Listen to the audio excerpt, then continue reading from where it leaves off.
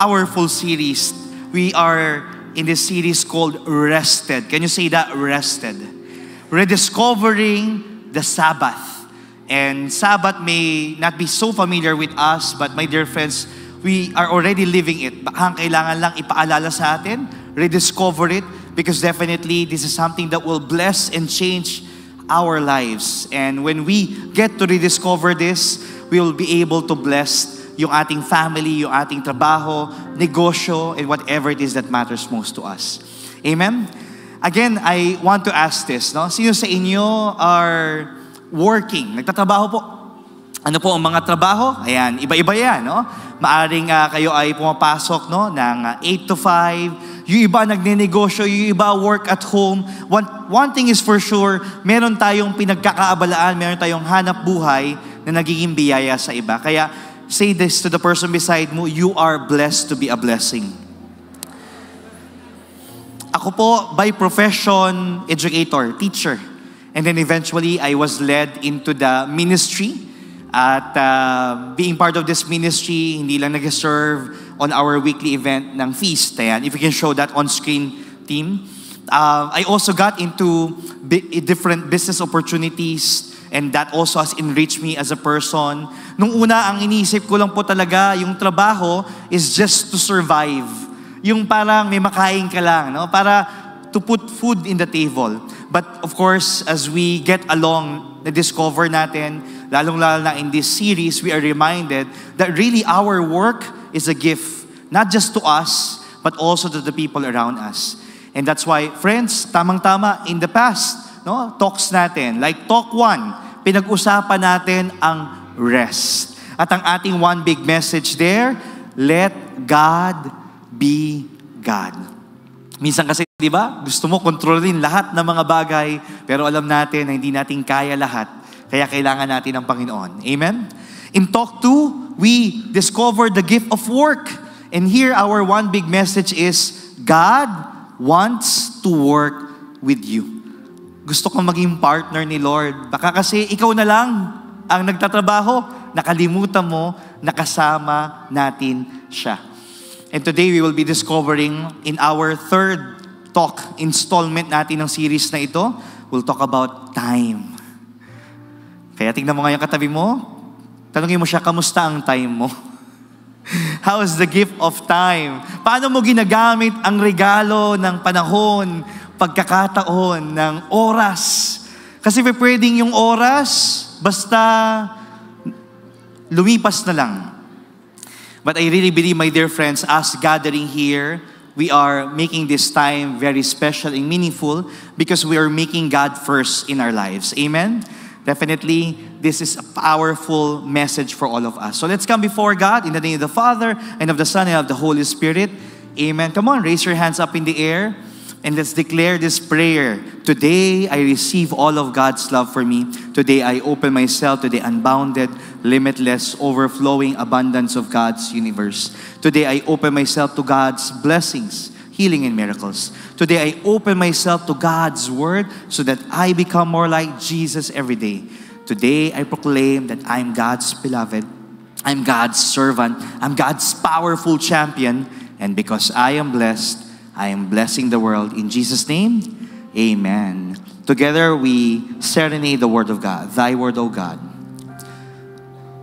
Thy word is a lamp unto my feet and a light unto my path. Speak to us, Lord. We are here to listen. Let's give the Lord a big hand. Palapakan natin siya. Our one big message for today is this: follow God's rhythm of restoration. Can you say that to the person beside you? Sabihin mo sa kanya, follow God's rhythm of restoration. I'll ask you to take your seats and I'll share with you the word, but bago yan, medyo quick history po tayo, if it's okay. Parang ala Kuya Kim lang, no? Since we're talking about time, I want to let you know that during the French Revolution in 1793, ayan, they introduced a French revolutionary calendar. At ito po ay ginawa nila kasi gusto nilang kontrahin para mawalan ng impluensya ang simbahan. They reduced the influence of the church and they replaced the 7-day week, yung as we used to practice, 7-day, with a 10-day week. Na-imagine niyo po ba yon? Na 10 araw nagtatrabaho at right after ng 10 araw, tsaka palang magpapahinga. And of course, no, people were overwhelmed, over-fatigue, nag-decrease ang productivity, talaga pong disaster. And in 1806, they abandoned that system. Pero akala mo, tapos na, may sumubok muli. Ito po, more than a century later, in 1929, someone attempted again. At ito po ang Soviet Union. Ang tawag po doon ay they introduced a continuing working week, no? So, twinik nila yung weekly calendar natin to a new system. And again, it is called continuing working week. Parang sa language nila, neprerivka. At na-imagine niyo po ito, where people, no, different groups are divided, tapos iba-iba yung shifts. Iba-iba yung breaks nila. Inisip nila na mas magiging productive yung mga tao, but again, hindi po naging successful. And what is this pointing us?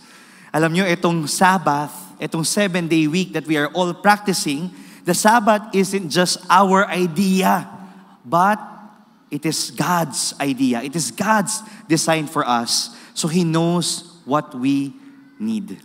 Can you just tell to the person beside you, God knows what you need. Alam ng Diyos kung ano ang kailangan mo, kaya we don't have to reinvent the wheel. No, minsan nga, ang ginagawa pa po natin, yung 24/7, kung given a chance, gusto nating dagdagan pa ng oras. No? Kaya nga parang meron yatang kainan, no, na open, di ba? Parang 25/7. Gustong dagdagan ng oras, gustong dagdagan ng araw, pero alam natin na talagang we just need to go back to our original design. And let me now take you into our readings for today, just to have a foundation. May kinalaman po to sa mga, Israelites, no, that was of course freed from Egypt, and we're talking now about a crew of escaping slaves, no, and they were given that supernatural bread, no, sa kanilang journey, na ang tawag po ay manna. So let's now go into the Word, particularly in the book of Exodus chapter 16, verses 4-5 and the following verses. So you can read along with me. Then the Lord said to Moses, I am going to rain down bread from heaven for you. Sino po mahilig sa mga tinapay? Ayan, yung mga, di ba, into bread. Imagine mo ba yon? Kung ano yung paborito mong tinapay, di ba talagang umuulan? So that happened for them. Each day, the people are to go out and gather their daily portion. Thus will I test them to see whether they follow my instructions or not. Ayan na. Dito natin makikita kung marunong bang sumunod talaga sa mga ipinag-uutos itong mga taong pinili ng Diyos. No? And on the 6th day, however, when they prepare what they bring in, let it be twice as much as they gather on the other days. So take note, araw-araw may natatanggap sila na mana, tinapay. And then on the 6th day, they're reminded that, we're gonna read this. Morning after morning, they gathered it as much as each needed to eat. But when the sun grew hot, it melted away. On the 6th day, sabihin nyo nga, on the 6th day, they gathered twice. So 2 beses po. As much as food, 2 omers, and omer speaks about yung measurement nila for each person. When all the leaders of the community came and reported this to Moses, he told them, that is what the Lord has prescribed. Ito ang sinabi ng Diyos. Ang kailangan natin sundin ito. Because we understand, friends, no, na everyday fresh yung ibinibigay sa kanila. At ito ay nagtitiwala sila na hindi nila kailangang, di ba, maging ganid, maging greedy. Kasi na-imagine mo, kung medyo malakas kang kumain, kulang ito, baka maubusan ako. And it's a reminder that there will be an opportunity for them to be blessed by God every day. Pero on the 6th day, 2 beses. Bakit? Let's read this. Tomorrow is the day of rest. Remember? The Sabbath. A holy Sabbath of the Lord. Whatever you want to bake, bake. Whatever you want to boil, boil. But whatever is left, put away and keep until the morning. Ganung kahalaga sa ating Panginoon yung Sabbath.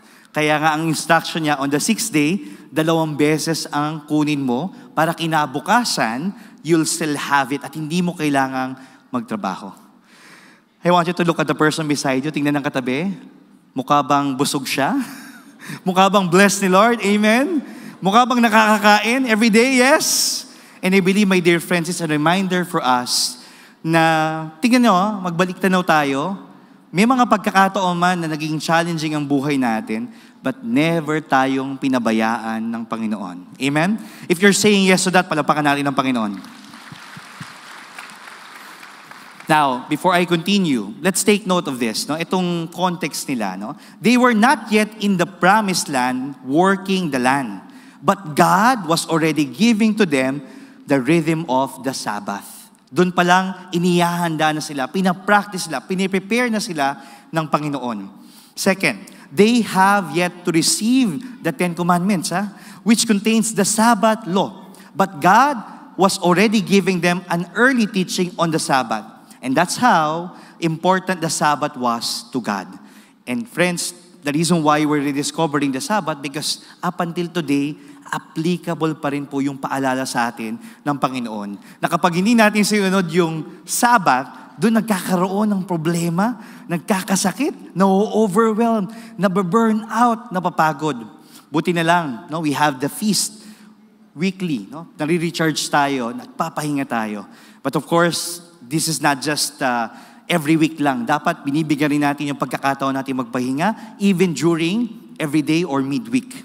Now, yung mga Israelites po, if they kept the manna, take note of this, no? For the next day, it's spoiled, no? Napapanis.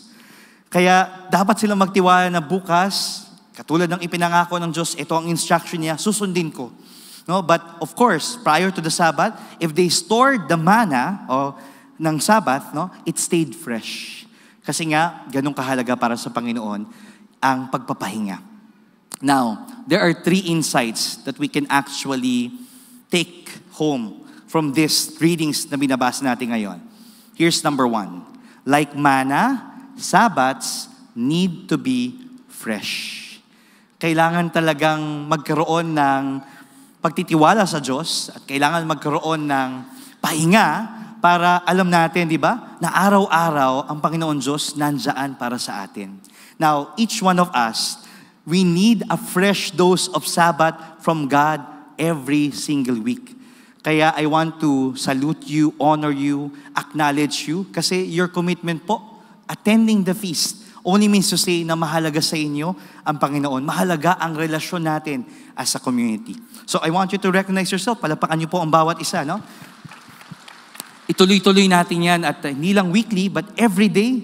Kaya it's an opportunity for us, no, to have the readings, no, ng Bible. Tapos meron tayong Didake, merong Gabay, Sabbath, Companion, meron tayong Feast app. Lahat yan ay nakakatulong para mas lalo tayong konektado sa Panginoon. We're reminded of His message every day. Now, here's number 2 insight. Like manna, Sabbaths are Eden blessings. Alam nyo, balik tayo ng balik doon sa story, the Garden of the Eden. Kasi, of course, alam natin, doon, the fruits, everything is ready for the picking. So, ganun rin ang reminded sa atin, no? The weekly Sabbaths, what's a small taste of Eden? Because in the garden, it was always Sabbath, where God and man live together.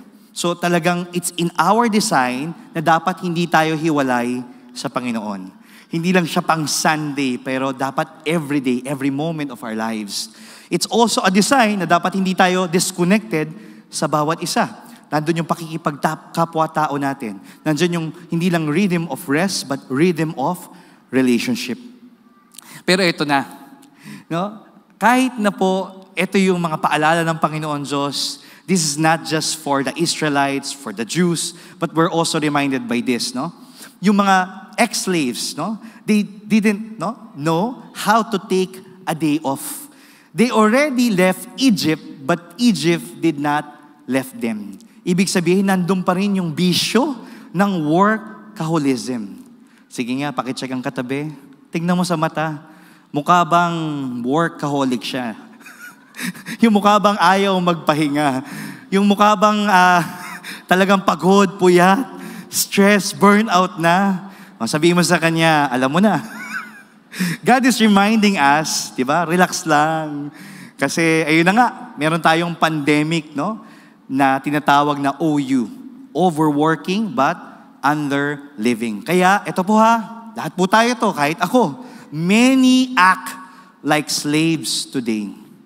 Di ba? Ang sabi pa nga, alipin ng salapi. Yung iba, alipin ng Lunes. Di ba? Martes. Di ba? Yung halos araw-araw. Parang ang nangyari po, nakalimutan natin, again, we were reminded that our work is a blessing to us. Rest is a blessing to us. And now we're given that gift of time as well to follow God's rhythm of restoration. Ito na po yung third insight. Like manna, Sabbaths are miracles that require faith.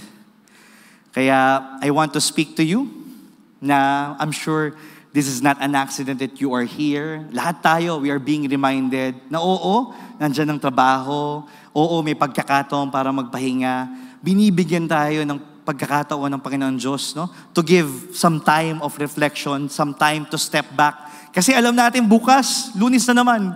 Bukas po, July na. At I'm not sure, pero baka yung iba, overwhelmed na kagad. Simula pa lang ng linggo, o kaya simula pa lang ng buwan, baka parang gusto mo nang bumitaw.